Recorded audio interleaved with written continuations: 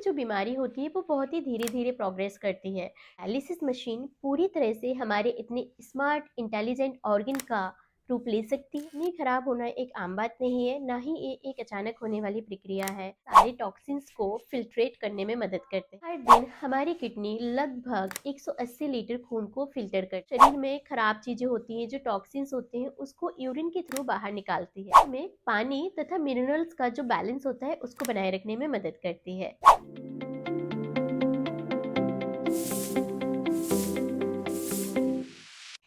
हम में से ज़्यादातर लोग अपनी किडनी के बारे में तभी सोचना शुरू करते हैं जब हमें डॉक्टर बता देता है कि अब आपकी किडनी की जो स्थिति है वो खराब हो रही है, या आपकी किडनी आगे धीरे चल के खराब हो सकती है। लेकिन क्या आपको पता है कि किडनी खराब होना एक आम बात नहीं है, ना ही ये एक अचानक होने वाली प्रक्रिया है। ये धीरे धीरे प्रोग्रेस करती है, धीरे धीरे चलने वाली प्रक्रिया है जिसे हम समय पर कंट्रोल भी कर सकते हैं, लेकिन उसके लिए हमें जागरूकता की ज़रूरत होती है। किडनी की जो बीमारी होती है वो बहुत ही धीरे धीरे प्रोग्रेस करती है, और साथ ही वो सालों ले लेती है, लेकिन फिर भी क्या होता है कि उसके जो लक्षण होते हैं वो इतने क्लियर नहीं होते हैं कि हम उन्हें पहचान पाएँ। तो आज बात करते हैं किडनी के बारे में। नमस्कार, मैं डॉक्टर अनु अग्रवाल।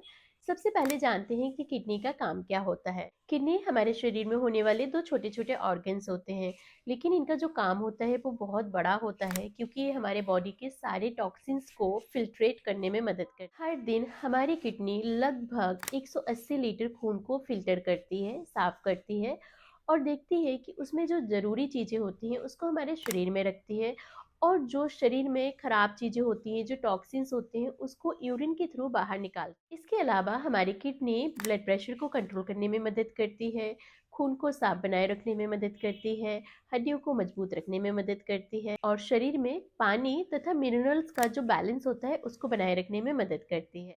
तो अब बात आती है कि किडनी की जो फिल्ट्रेशन प्रक्रिया है ये काम कैसे करती है।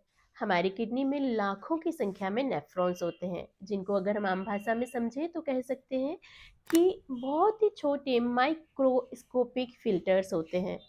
और जितने भी ये सारे नेफ्रॉन्स होते हैं वो सारे ही फिल्टर का काम करते हैं। हर एक नेफ्रॉन खून से वेस्ट प्रोडक्ट्स को छानता है, और जब तक ये लाखों की संख्या में जो नेफ्रॉन्स होते हैं वो सुरक्षित रहते हैं, तब तक हमारी किडनी बहुत ही अच्छे से काम करती रहती है लंबे समय तक। तो अब बात आती है कि किडनी धीरे धीरे खराब कैसे होती है। मैं आपको बताना चाहती हूँ कि समस्या तब आती है तब हमारी किडनी में ये जो लाखों की संख्याओं में नेफ्रॉन्स होते हैं, जब ये खराब होना शुरू हो जाते हैं।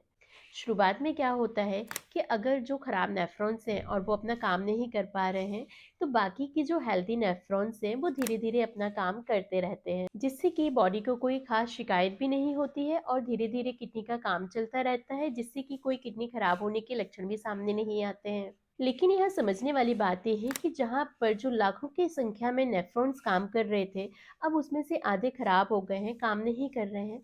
तो बाकी के जो नेफ्रॉन्स लंबे समय से काम कर रहे हैं, उन पर धीरे धीरे जो लोड बढ़ रहा है वो ओवरलोड होता जा रहा है, और ओवरलोड होने की वजह से वो बाकी के बचे हुए नेफ्रॉन्स जो कि हेल्दी थे वो भी धीरे धीरे अपना काम करना कम कर दे रहे हैं। और समय के साथ साथ ओवरलोड होने की वजह से जब वो बाकी के बचे हुए हेल्दी नेफ्रॉन्स ने अपना काम करना कम कर दिया, तो धीरे धीरे हमारी किडनी का जो फिल्ट्रेशन रेट है वो कम हो जाएगा। और अगर फिल्ट्रेशन कम हो जाएगा तो इसका मतलब साफ है कि आपके शरीर से जो टॉक्सिन्स निकल रहे थे वो अब वहीं जमा होने लगेंगे। और जब ये प्रक्रिया लंबे समय तक चलती है तो यहाँ पर एक टर्म आ जाता है क्रोनिक किडनी डिजीज। क्रोनिक का मतलब है लंबे समय तक चलने वाली बीमारी। तो उसको हमने लक्षण को नहीं पकड़ पाया, ये काफ़ी समय से चल रही थी प्रक्रिया, अब एक क्रोनिक किडनी डिजीज के रूप में बदल गई है।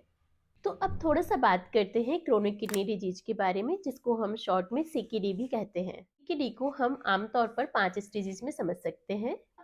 पहला और दूसरा स्टेज है कि किडनी का डैमेज होना शुरू तो हो गया, लेकिन जो उसके सिम्टम्स हैं, जो लक्षण हैं, वो एकदम ना के बराबर है।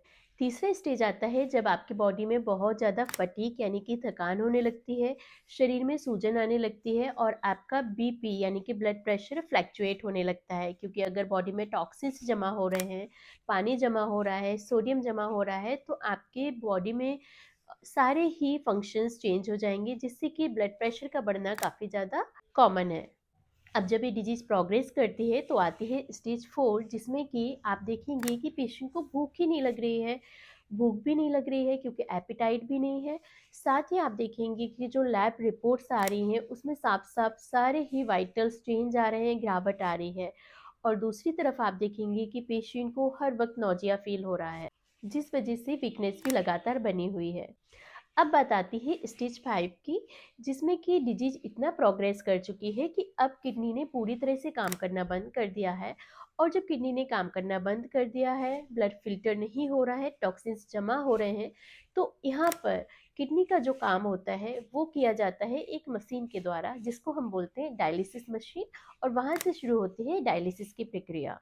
क्योंकि जब क्रोनिक किडनी डिजीज स्टेज 5 तक पहुंच जाती है तो वहां पर किडनी अपने तरीके से काम नहीं कर पाती है, जिससे कि शरीर में बनने वाले जहरीले पदार्थ, एक्स्ट्रा पानी, जितना भी वेस्ट है, वो सारी चीज़ें इकट्ठा होने लगती हैं। और इस सिचुएशन में बॉडी में बनने वाले जहरीले पदार्थों को, इम्प्योर ब्लड को डायलिसिस मशीन की हेल्प से, उसकी मदद से फ़िल्टर किया जाता है। लेकिन अब यहाँ पर हमें एक बहुत ही ज़रूरी बात समझनी होगी कि क्या डायलिसिस मशीन पूरी तरह से हमारे इतने स्मार्ट इंटेलिजेंट ऑर्गन का रूप ले सकती है? क्या हमारे बॉडी का ये जो इतना स्मार्ट ऑर्गन है उसको डायलिसिस के द्वारा पूरी तरह से रिप्लेस किया जा सकता है?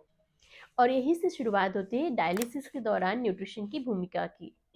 तो अगले वीडियो में हम डिटेल में समझेंगे कि डायलिसिस के दौरान हमारे शरीर में क्या-क्या बदलाव आते हैं और डाइट पहले जैसी सामान्य या सेम क्यों नहीं रह सकती। मुझे आशा है मेरे द्वारा दी गई जानकारी आपके लिए उपयोगी होगी। वीडियो को सेव करें, शेयर करें और चैनल को सब्सक्राइब करना ना भूलें। Thank you so much. मिलते हैं अगले वीडियो में।